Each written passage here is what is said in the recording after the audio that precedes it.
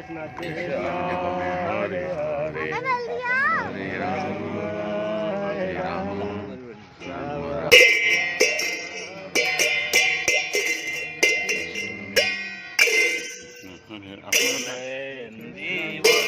देवर्षि नारद जी कह रहे हैं व्यास जी महाराज, इमाम वीणाम देवदत्ताम, ये जो मेरे हाथ में वीणा है वो साक्षात भगवत प्रदत्त वीणा है, जो स्वर ब्रह्म से समन्वित है।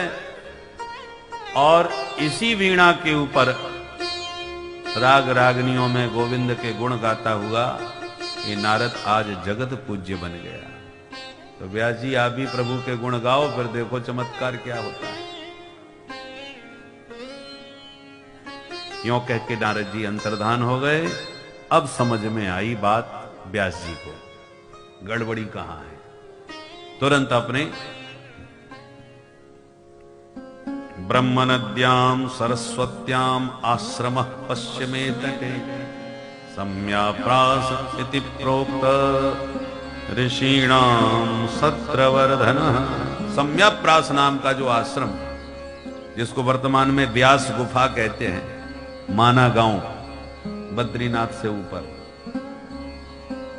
उसी के नीचे है सरस्वती नदी का प्रवाह।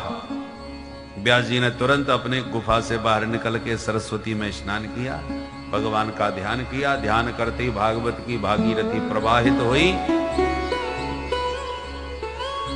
व्यास जी गाने लगे, गणेश जी लिखने लगे। देखते देखते श्रीमद् भागवत की दिव्य परमहंस संहिता प्रकट हो गई। बोलो भागवत भगवान की जय।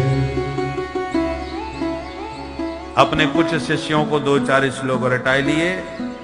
उन्हीं श्लोकों को सुनकर के जो परमहंस बन करके घूम अपने गुफा में बैठे ब्रह्म चिंतन कर रहे थे, सुखदेव जी ने श्लोक सुने तो दीवाने होकर के खिंचे चले आए चुंबक की तरह।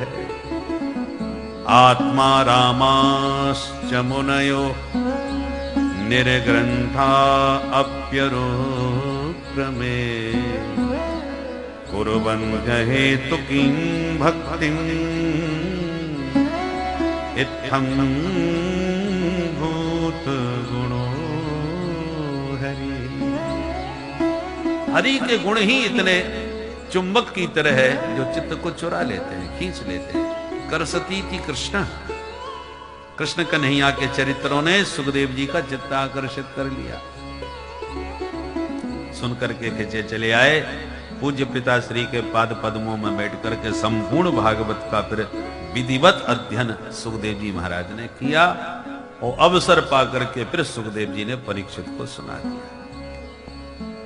सौनक जी ने कहा, महाराज सुखदेव जी तो परमहंस थे और भागवत परमहंसों की संहिता थी, इसलिए व्यास जी ने उनको सुना दिया। पर परीक्षित तो परमहंस नहीं थे, फिर परीक्षित को क्यों सुनाया? सुखदेव जी किसी दूसरे परमहंस को सुनाते, परमहंसों की परंपरा चलाते, परीक्षित को क्यों सुनाया? थोड़ा परीक्षित के बारे में भी तो बताइए। तब परीक्षित का परिचय दिया। यदा मृधे कौरव सृंजयाना, यदा मृधे कौरव सृंजयाना, वीरे स्वथो वीर गतिं गतेषु, वीरे स्वथो वीर गतिं गतेषु, ब्रको